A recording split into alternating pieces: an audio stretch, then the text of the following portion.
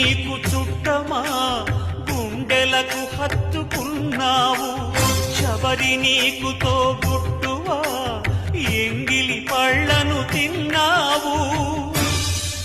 నీ రాజ్యము రాసి మంటినా నీ దర్శనమే ఇమ్మంటిని కాని